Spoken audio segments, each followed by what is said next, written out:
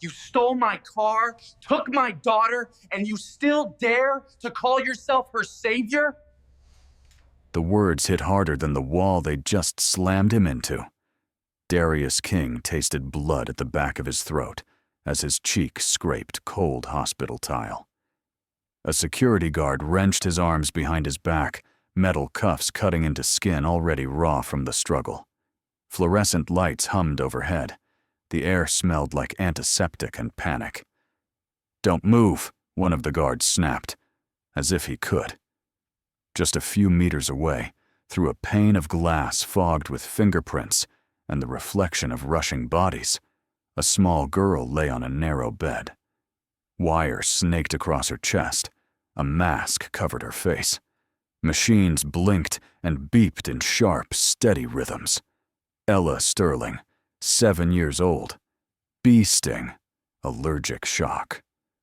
Darius couldn't see much of her face, only the edge of her cheek and a tangle of light brown hair. But he saw enough to know one thing. If he'd been 5 minutes slower, she wouldn't be breathing at all. Footsteps thundered down the corridor, fast and furious. The guards straightened instinctively. Edward Sterling appeared in their line of sight. Suit immaculate, tie knotted with precision, anger radiating off him like heat from asphalt in August. The billionaire barely acknowledged the nurses who moved aside for him. His eyes locked onto Darius and didn't move. "Mr. Sterling," a nurse tried. "We're doing everything we can." He brushed past her without a word, closing the distance between himself and the man in handcuffs. The guards hauled Darius upright, shoving his shoulder blades against the wall so he had no choice but to look Edward Sterling in the eye. Up close, the man was all sharp edges and restraint. Jaw clenched, hands balled into fists at his sides, voice dangerously low. "Let me make sure I understand," Edward said, every syllable clipped. "You broke into my private office. You took my keys. You stole cash off my desk. You drove my daughter out of my home without my knowledge. And now..." He leaned in just enough for Darius to feel the cold burn of his fury. "Now you want to stand here in handcuffs and tell me you were saving her?" Darius's heart hammered against his ribs. Sweat prickled beneath the cheap fabric of his work shirt. Every camera in the hallway seemed pointed at him. Every pair of eyes had already decided what he was. Ex-con, black, broke, the help. He could feel it before anyone said a word. In this hallway, in this city, in this world, men like Edward Sterling got the benefit of the doubt. Men like Darius King got the cuffs. He swallowed, throat dry, and forced himself to speak through the tightness in his chest. "If I hadn't taken that car," Darius said, voice rough, "Ella would have died on your lawn." One of the guards scoffed under his breath. Edward's gaze flicked sideways, just for a second, to the little girl behind the glass. Nurses moved around her. A doctor adjusted a tube, checking monitors. Then his eyes snapped back to Darius, colder than before. "You don't say my daughter's name," Edward hissed. "You don't get to use her to justify what you did." Darius wanted to shout that there'd been no one else, no drivers, no family. No time to wait for an ambulance that might arrive too late. He wanted to drag this man by the collar back through time, make him stand in that empty mansion and listen to his own child wheeze for air. But all he had were these few broken words, and a pair of cuffs that said no one was going to believe him. He closed his eyes for half a second, feeling the weight of it all crash down. He'd promised himself years ago he'd never end up here again, pressed against a wall with cold metal around his wrists, his future hanging on someone else's version of the story. But this time was different. This time, somewhere between the front gate of Sterling Heights and the emergency entrance of St. Augustine Medical Center, he'd crossed a line he could never uncross, and he'd done it for a child who wasn't even his. To understand why Darius King gambled his freedom on a little girl from a world that wasn't his, we have to go back. Back a few hours to a quiet morning in Atlanta when all he wanted was to keep his own daughter safe. That morning in Atlanta, the world was still soft. Sunlight slid between the blinds of a small, worn-down apartment on the south side. Paint peeled near the window. The fridge hummed with the tired sound of an old machine that had seen too many summers. On the couch, Maya King sat cross-legged in an oversized t-shirt, tongue peeking out at the corner of her mouth as she focused on a sheet of stickers. All bees, yellow and black, smiling, cartoonish, wings a little crooked. "Daddy, hold still," she said. Darius crouched in front of her, balancing his coffee mug on one knee while he tried to keep his work badge from swinging. "Maya, baby, I'm already late," he muttered, but there was no real bite in it. "Just one more. You promised." She peeled off a small bee, bright yellow, with a tiny heart where the stinger should have been, and carefully pressed it onto the plastic of his ID card. "There," she announced. "Now I can always find you."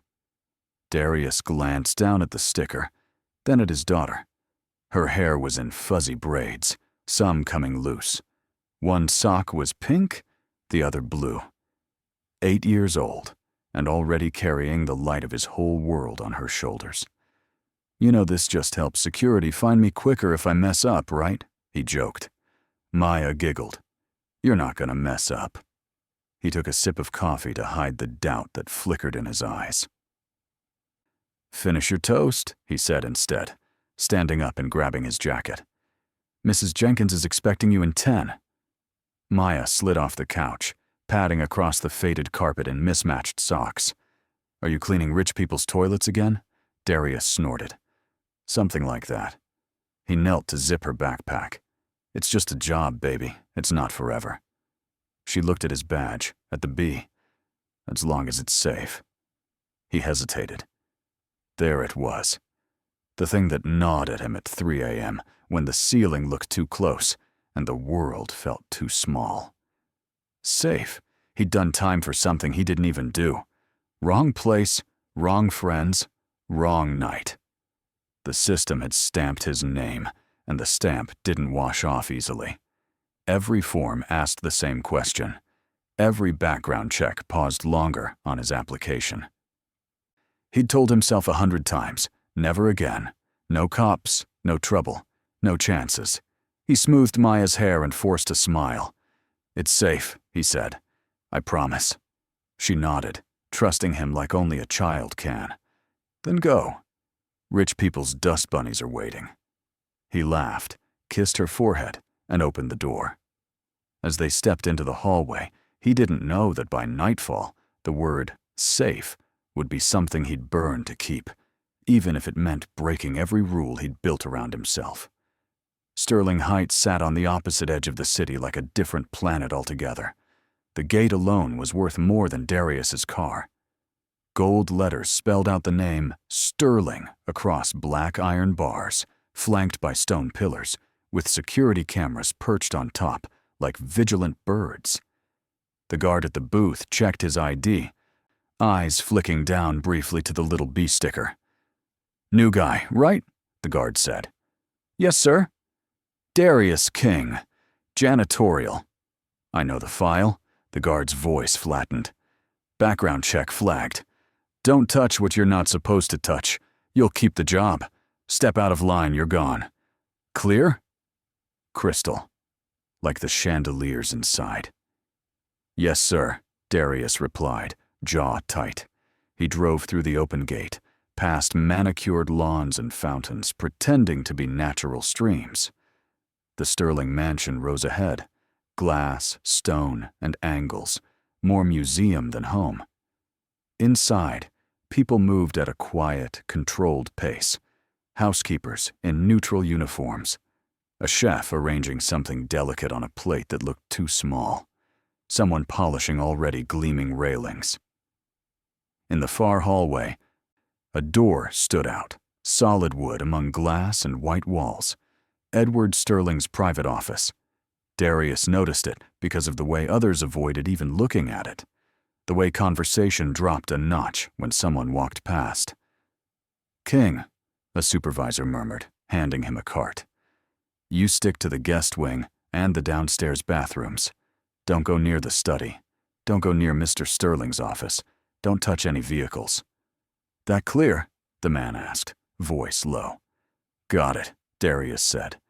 "No cops. No trouble. No chances." He pushed the cart down the hallway, mop bucket sloshing quietly. His sneakers squeaked on marble. The air smelled faintly of lemon cleaner and something expensive he couldn't name. As he rounded a corner, a small figure darted into view and froze. A little girl. Light brown curls, pale blue dress. A sketchbook hugged to her chest.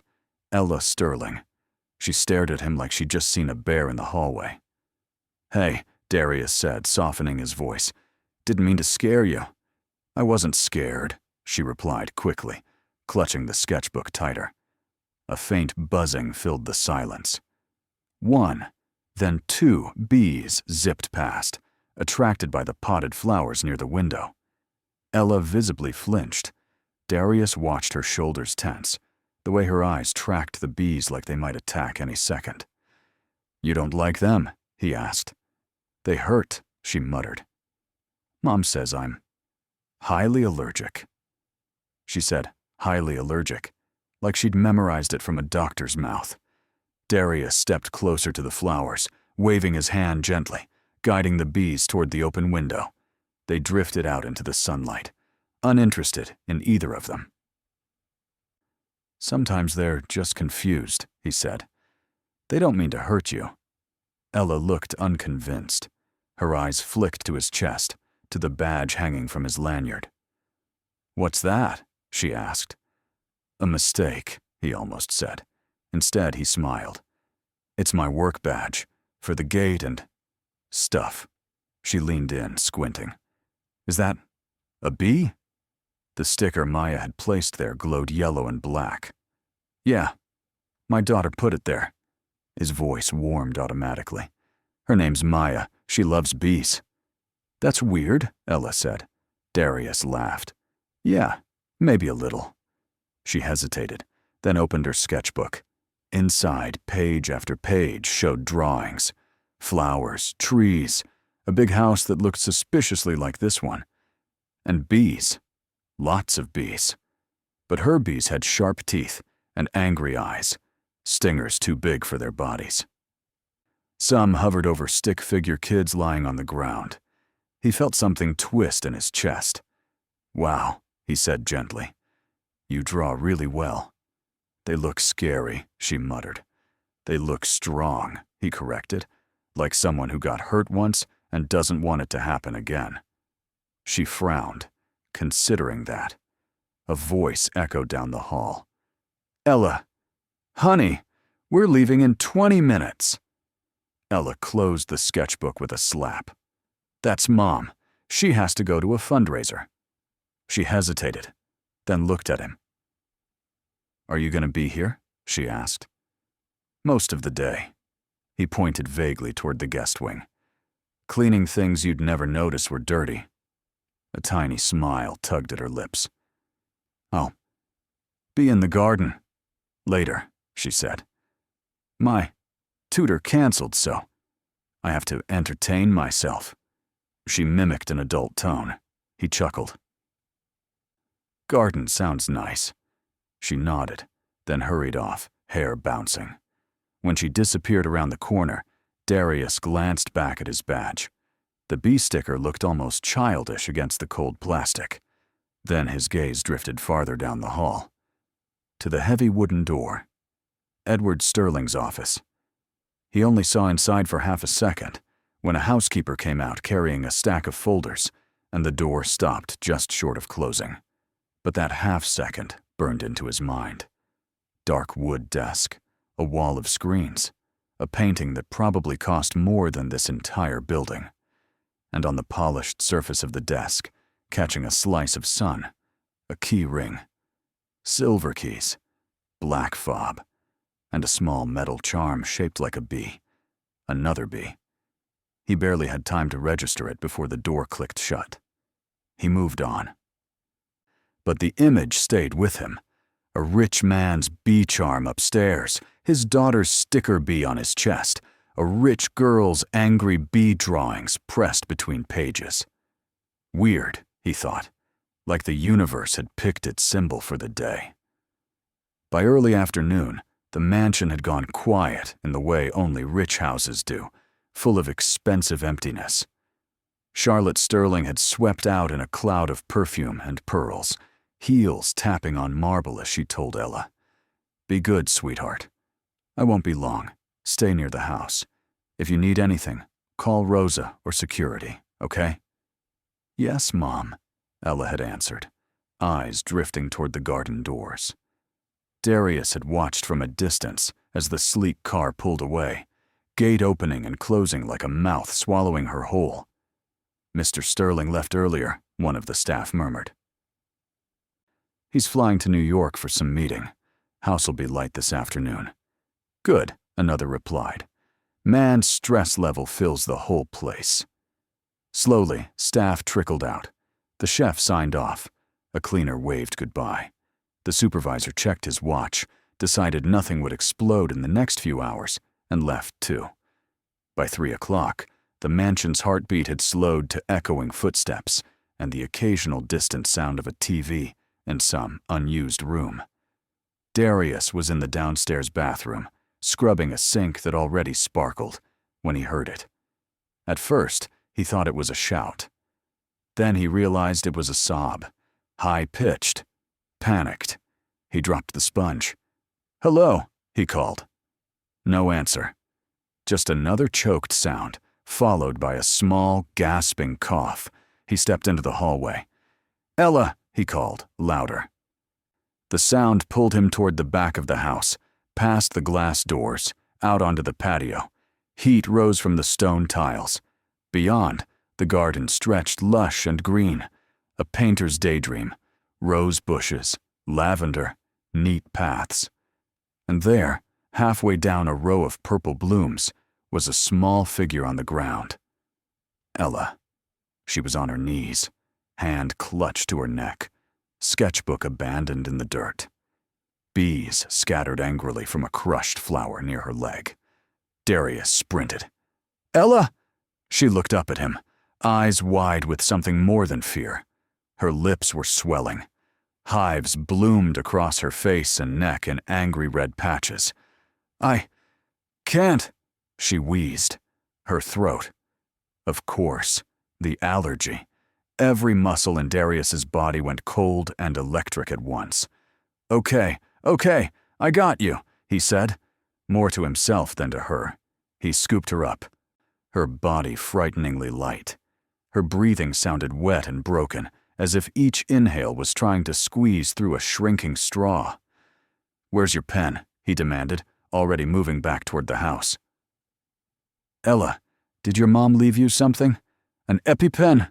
Medicine?" She tried to speak, but it came out as a strangled whimper. He burst through the glass doors, heart pounding against his ribs. "Help!" he shouted into the empty hall. "Somebody! She's having an allergic reaction!" Silence answered. No footsteps, no echoing heels. The house, with all its space and glass and polished surfaces, stared back at him blankly. He laid her gently on a couch in the living room, grabbed the landline, and dialed 911 with shaking fingers. 911, what's your emergency?" "There's a girl," he said, 7 years old. Anaphylactic shock. Bee sting. She's not breathing right. We're at... He gave the address as quickly as he could, eyes never leaving Ella's face as her chest rose and fell too fast. "Okay, sir. Stay calm," the operator said. "We're dispatching an ambulance, but we're a bit backed up. ETA is..." "How long?" he snapped. "Approximately 15 to 18 minutes. 15 to 18. Ella's fingers clawed at his sleeve. He could see it, the way her airway was swelling, the way her body was fighting itself. He might not be a doctor, but he'd spent enough nights watching medical dramas with Maya. Enough mornings reading news stories about allergic reactions. 15 minutes might as well be a year. "Do you have an EpiPen in the house? Any emergency kit?" the operator asked. He looked around wildly. Blank walls, art, vases, nothing that looked like a medical kit. "I don't know where it is," he ground out. "Her parents aren't here. My recommendation is to stay on the line. Keep her lying down, monitor." "I can't just monitor her," he snapped. He hung up. "Okay, Ella, hey, look at me," he said, kneeling beside her. Her eyelids fluttered. "Stay with me, you hear? You like drawing, right? You gotta draw me one more angry bee, okay? You gotta stay to do that." Her breath rasped in her throat. No staff, no parents, no EpiPen he could find in 60 seconds, no ambulance for 15 minutes. A horrible clarity settled over him. If he waited, she'd die on this expensive couch in this echoing museum of a house, and he'd have to spend the rest of his life explaining why he didn't move fast enough. He thought of Maya, of the promise he'd made that morning. "It's safe, I promise." Somewhere upstairs, behind a heavy wooden door, sat keys to a car that could get Ella to the hospital in 7 minutes.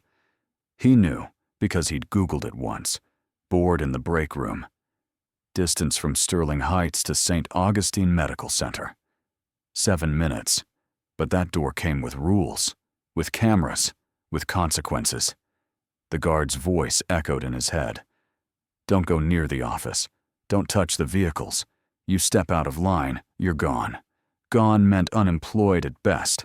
At worst, with his record, gone meant cops, charges, cell doors. He looked at Ella. Her eyes rolled back for half a second. Decision made.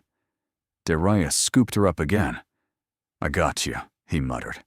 "You're not dying today. Not on my watch." He ran. Up the stairs. Down the hall. Past the safe artwork and the quiet doors of rooms that smelled like nothing at all. He stopped in front of the office. The door loomed. He jostled the handle. Locked. He could hear his heart in his ears, feel sweat running down his spine. "Last chance, man," he whispered to himself. "Walk away. Wait for the ambulance. Let the system do what it does." Ella let out a choking sound, and just like that, any illusion of choice disappeared. He shifted her weight to one arm, grabbed a decorative vase from the hallway table with the other, and smashed it against the doorknob. Porcelain shattered. The first hit cracked the wood. The second dented the metal. The third made the knob give way, the lock splintering loose. The alarm system chimed in protest, a shrill beep, beep, beep that said, "Someone is somewhere they shouldn't be." Darius kicked the door open. For a moment, the office felt like another world. Quiet, dim, smelling of leather and old books and money. No time. He sprinted to the desk. There it was. The keys. Silver. Black fob. And the bee. A small metal charm, wings outstretched. He grabbed them. His eyes flicked to an open drawer. Cash stacked neatly inside, wrapped in paper bands. Impulse and terror moved faster than thought. He snatched a handful and stuffed it into his pocket. Not for himself. For the hospital. For whatever they'd ask for at intake that he couldn't give with his empty bank account, and his name flagged in 1,000 systems. He bolted out of the office, down the hall, out the front door, alarms now screaming throughout the house like the building itself was accusing him. In the driveway, sleek cars glistened in the sun. He hit the fob. One beeped, lights flashing. He strapped Ella into the front seat, hands fumbling with the belt, trying not to jostle her too much. Her breathing was shallow now, each inhale a battle. "Stay with me," he begged. "Come on, little bee." He floored it. Tires squealed. The car shot forward, through the gate, past the guard who stumbled out of the booth, stunned. "Hey," the man shouted. But Darius was already gone, the estate shrinking in the rearview mirror. On the road, the world blurred. Traffic lights, billboards, other drivers leaning on horns as he cut through lanes with reckless urgency. He kept one hand on the wheel, the other hovering near Ella's shoulder. "Hey," he said, voice shaking. "You see this car? This is like a spaceship. You're on a mission, okay? Mission. Don't die on me. You hear me?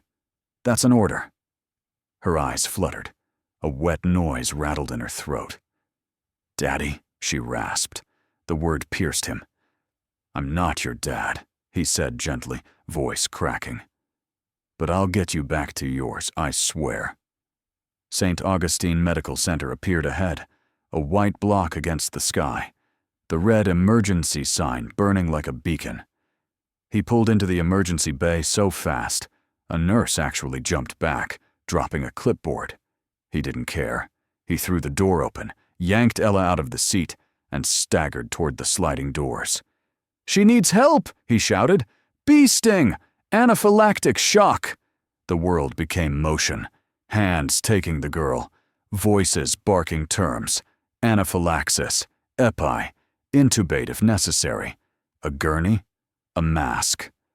A rush toward double doors marked with big red letters, "Authorized personnel only."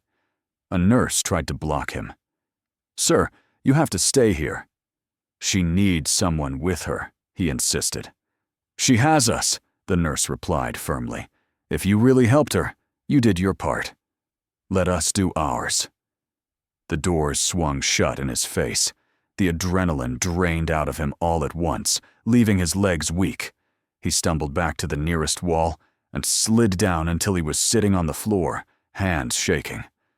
For a moment, it was just him and his breathing and the distant sound of hospital life. Then he heard it. Boots. Radios. A voice he recognized from earlier at the gate. That's him. Hands grabbed him, hauled him up, turned him around. The cuffs snapped shut around his wrists. By the time Edward Sterling arrived, all rage and accusation. Darius was already halfway to being a headline. You know what happens next. You've already seen it. The wall, the accusation, the words thrown at him like stones.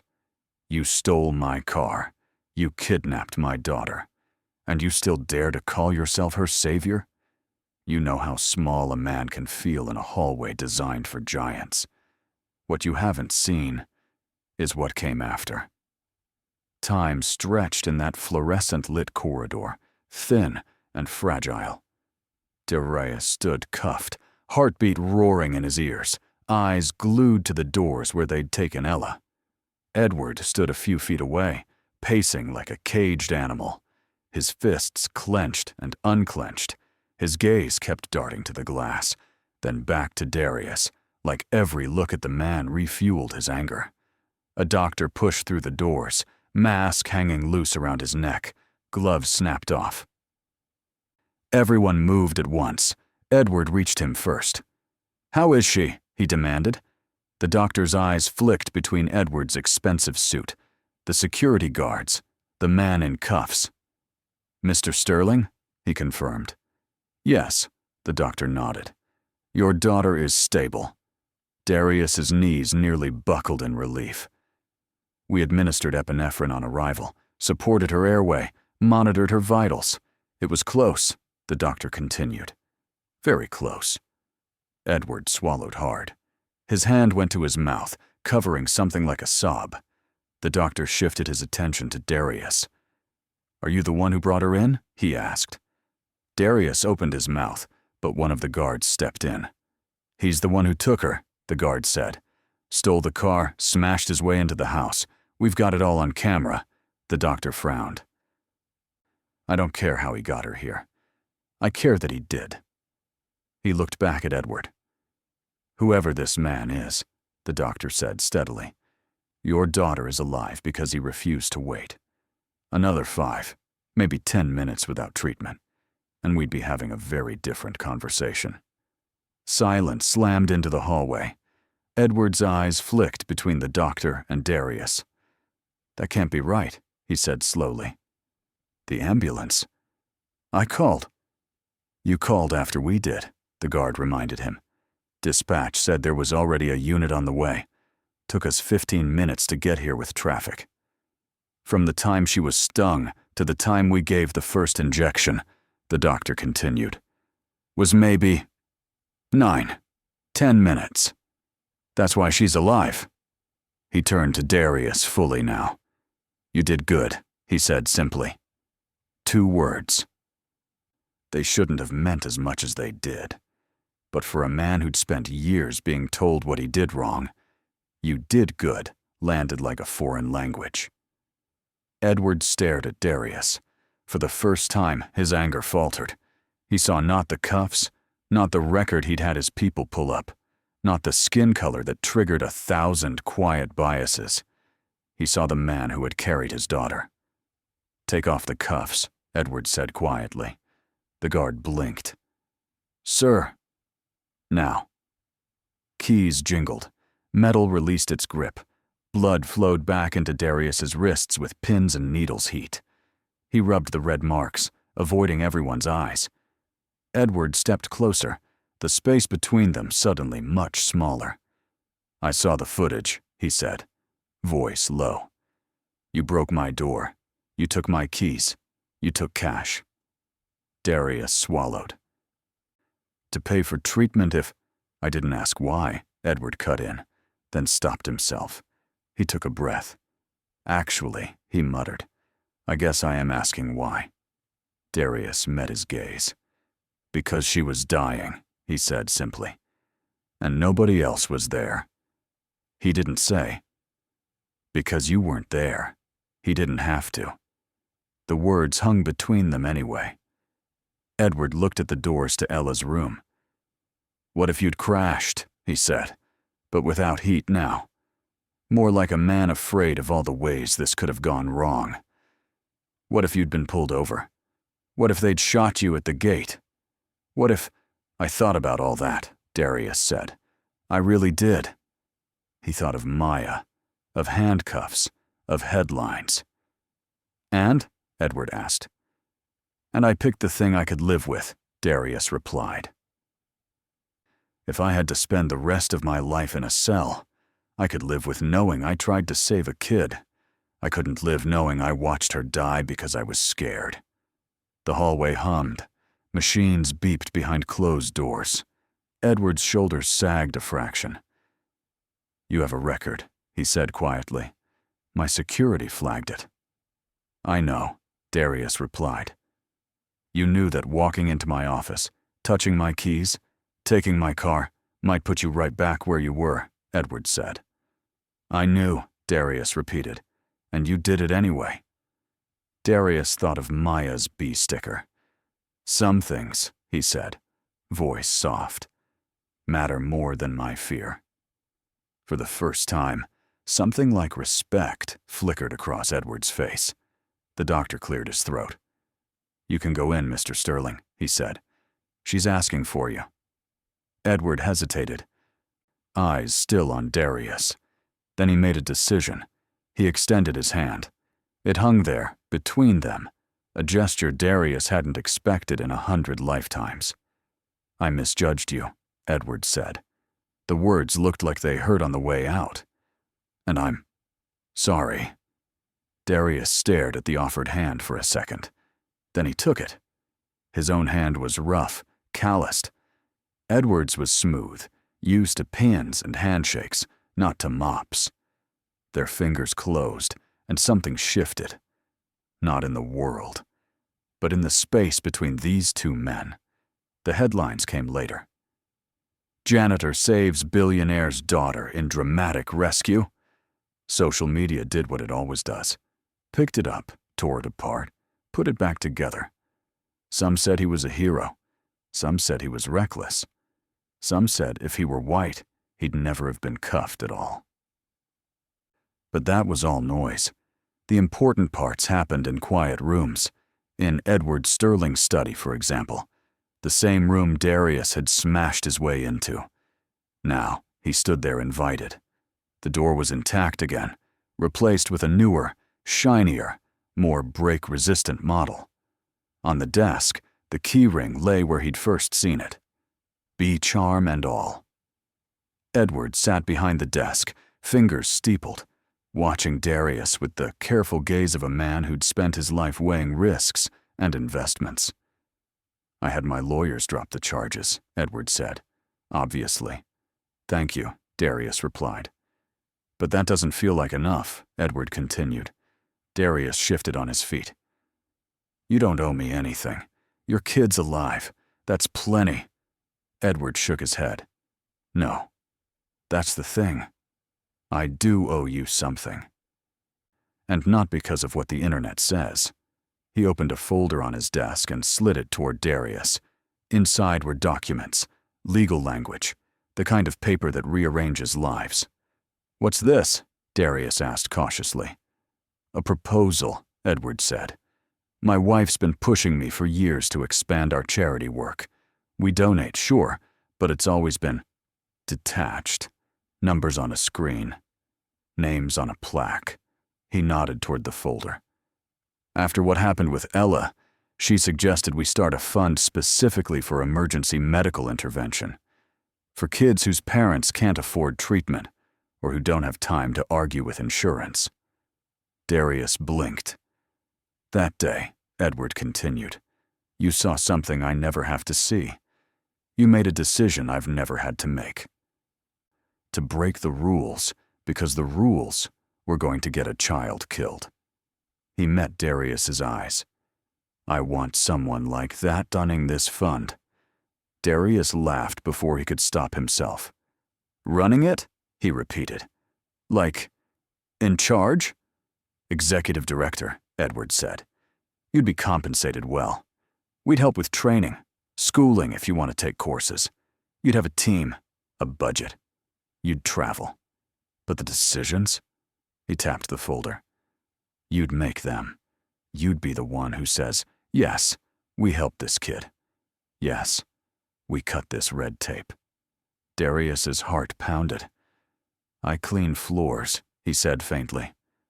"You also made a judgment call under pressure that saved my daughter's life," Edward countered. "Plenty of people with shiny degrees can't say that." Darius shook his head. "I have a record," he said quietly. "I know," Edward replied. "But I also have resources, and I've already spoken to a judge who's willing to reevaluate some things. People love a redemption story. Let me help write yours." Silence stretched between them. Finally, Darius spoke. "Why name it after me?" he asked. "You could call it the Sterling Fund.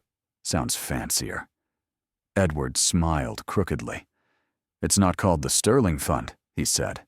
"It's called the Darius King Medical Emergency Fund." The name felt unreal on Darius's tongue, like it belonged to someone else. "What if I mess it up?" he whispered. Edward leaned back. "Then we adjust," he said. "But if you don't try, that would be the real mistake." He slid a pen across the desk. "I'm not giving you charity, Mr. King," he continued. "I'm offering you a job, a hard one, a necessary one. One you earned the moment you decided a child's life mattered more than your fear of handcuffs." Darius stared at the pen. He thought of Maya, doing homework at the rickety kitchen table, of unpaid bills, of all the days he'd told her, maybe next month, when she asked about a school trip or new shoes. He thought of the feeling in his chest when the doctor said, "Your daughter is stable," as if for a second they were talking about Maya instead of Ella. He picked up the pen. His hand shook as he signed.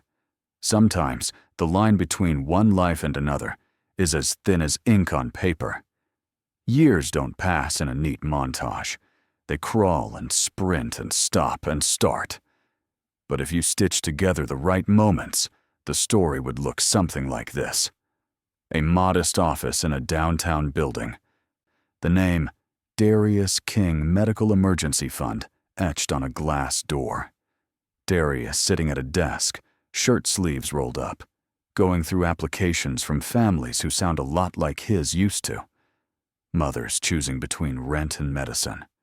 Fathers working 2 jobs and still coming up short. Him saying again and again, "Yes, we'll help." Maya growing. First middle school, then high school. Her bee drawings changing from childish scribbles to detailed sketches, filling the margins of her notebooks. Her standing next to her father at a podium one day, reading a speech she wrote herself about access and fairness, and how her dad once broke a door to save a little girl, Ella growing too. At 10, she shyly hugged Darius around the waist and whispered, "Thank you for not letting me die that day." At 12, she visited the fund office with her mother, bringing a chocolate cake shaped like a bee. At 14, she and Maya sat on the floor of the office, laughing over some private joke, while Darius pretended not to listen. In all those scenes, one object appears again and again. The keys. Not to a car, to the office. A key ring sits on Darius's desk, silver keys, badge fob, and hanging between them, a small metal bee charm. The original. Edward had pressed it into his hand on the day the fund opened its doors. "Seems like it belongs with you," he'd said. On a late afternoon, years after the hospital hallway, the sun poured through the office window, painting everything in gold. Darius stood by the glass, looking down at the street below. People moved like currents in a river, each with their own story. Behind him, voices floated from the small break room. Maya and Ella arguing about music, some intern laughing, the hum of a coffee machine. The office buzzed softly. He turned the bee charm over between his fingers, the metal warm from his touch. "Daddy?" He looked up. Maya leaned in the doorway, taller now, but still his baby. Ella stood beside her, a little more reserved, but eyes glittering. "Mom's here," Maya said. "She brought food. And Mr. Sterling's downstairs too. We're waiting." "For what?" Darius asked, amused. Maya grinned. "For your speech," she said. "It's your anniversary, remember? 5 years of the fund. You're supposed to say something inspiring and cry a little." "Just a little," Ella added. "Not too much. That'd be embarrassing." He shook his head, pretending to be put out. "Since when did my life turn into public speaking and teenagers judging my emotional range?" he muttered. "Since you became a hero," Maya teased. He flinched at the word. "I'm not a hero," he said quietly. "I was just a scared man who didn't want to watch a kid die." "Same thing sometimes," Ella replied, her voice soft but sure. He looked at her, at both of them, at the bee charm in his palm. Then he slipped the keys into his pocket and followed them out. As they walked down the hallway toward the conference room, he passed a framed photo on the wall. In it, he stood between Edward and Charlotte Sterling, all three of them smiling stiffly at the camera on the fund's opening day. In front of them, 2 little girls, Maya and Ella, grinned wide, each holding a yellow balloon shaped like a bee. Someone had written on the bottom of the frame in neat marker, "For every child who needs a chance." He paused just long enough to touch the glass. For a second, he heard the old echoes.